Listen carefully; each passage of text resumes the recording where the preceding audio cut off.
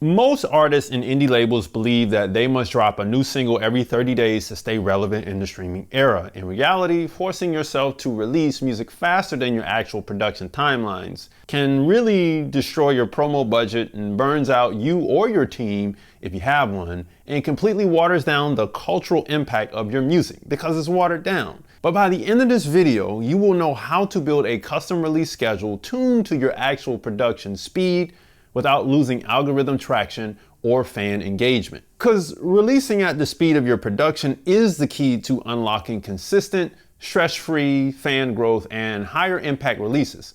So let me break it down to you. Releasing music based on a set industry recommended schedule is a massive dilemma for artists. Every artist wants to remain consistent, so everyone settles on the one song a month rule. However, for most artists, this is completely unsustainable. Once you factor in content creation and song registration and DSP optimization and fan engagement, it's a wrap from there. So we're going to release music at the exact speed your production assembly line can handle.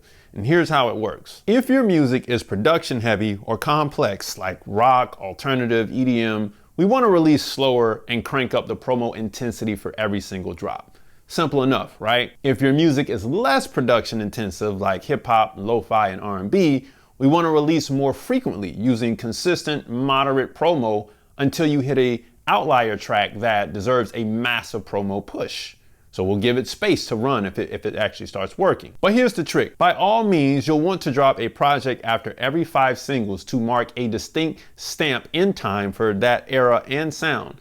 This is simply because you are also building a fan base, and when fans fall in love with your era or the era they found you in, they need a compiled project so they can proudly claim, I was there when this dropped. I know what it felt like. You know what I mean? 5 songs on a monthly cycle equals 5 months, but on a bi-monthly cycle that equals 10 months. So that's quite a long timeline.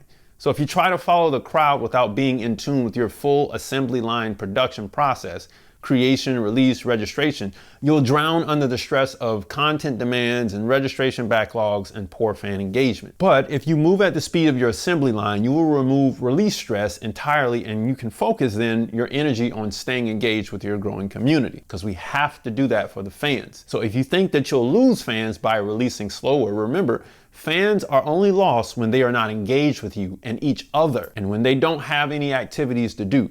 That's how you lose fans. So it's about building a sustainable assembly line and not running a daily rat race here. Most of you are terrified that DSP algorithms like Spotify or Apple Music will completely abandon your profile if you don't release music constantly. However, your artist popularity score floats in 90-day cycles here, so you have time. However, understand that you have 3 distinct algorithms here working for you. You got the DSPs, you got social media, and then you have the real world. DSPs rely entirely on external traffic driven to them.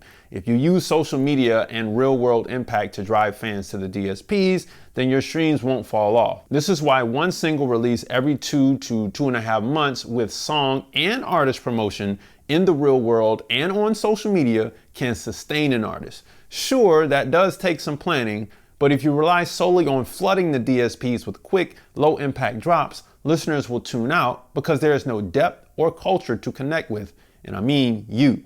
But if you focus on impact and meaning over quantity, fans will step up to champion your process and claim your culture as part of their identity. Because it's not about creating, a consistent flood of music to stay relevant, more so than it's about creating or using creative promotion on social media and in the real world channels for music to create massive emotional impact on the general population. This is the Pied Piper scenario, and that's what we want to do.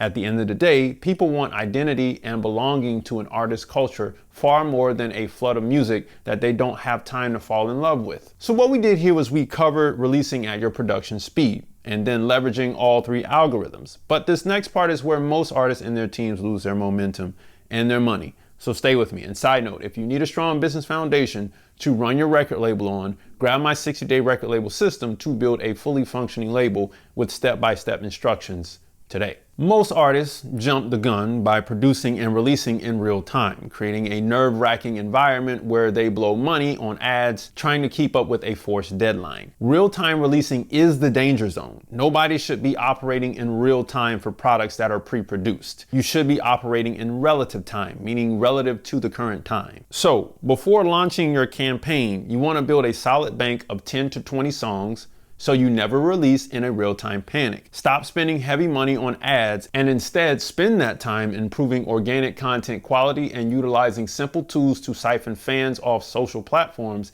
into your own email, text, and community lists. Remember, it's about impact. We're trying to impact the general population, because if you blow your energy trying to keep up with a song a month schedule without an assembly line and the buffer of tracks, then you will burn through your cash and you will really never focus your resources adequately. But if you prepare a song buffer and focus on direct to fan channels, you can build an intimate own fan base that generates real revenue at the fraction of the cost. So if you think building a fan system costs a fortune, all you have to do is shift your focus from paid ads to better content creation and simple data capture tools. It costs way less than you think. At the end of the day, it's all about impact and resource allocation, not real-time panic. So here's the challenge.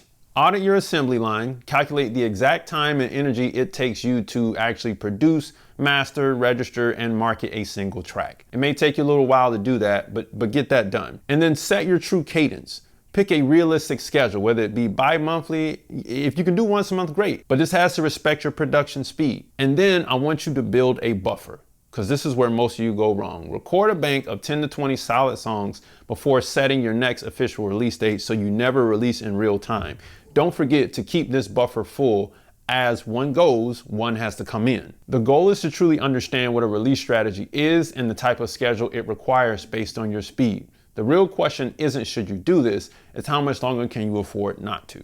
Now, if you need help with devising a strategy, book a call with me or join our group strategy calls every Monday night at 7 p.m. Eastern Standard Time inside the Music Money Makers community. You can click below to join right now today. Well, hey man, releasing every 2 months will kill my momentum, bro. Just bundle 5 songs into a stamped era project, I'm gonna call it that, to reward your core fans and promote outwards from there.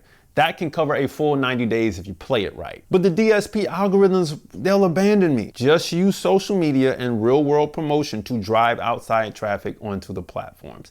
That's going to cover a lot of ground for you. And it's going to give you more connections. But if you think that you need a massive ad budget to stay consistent, remember, spend time improving your organic content for impact and capturing fan emails and phone numbers for engagement. At the end of the day, if you were struggling with release schedule stress and burnt out production pipelines, fearing that the DSP algorithms will ignore you if you don't drop every month, wasting money on ads and releasing music in a real-time panic, you now have the means to become the strategic, high-impact record label owner and artist that you've always wanted to be. Music Money Makers, if you make music, you should always make money. Log on to musicmoneymakeover.com, grab the 60-day record label system, book a call, join the Music Money Makers community, grab the free stuff, and watch this next video right over here to save your career, and I'll see you next time.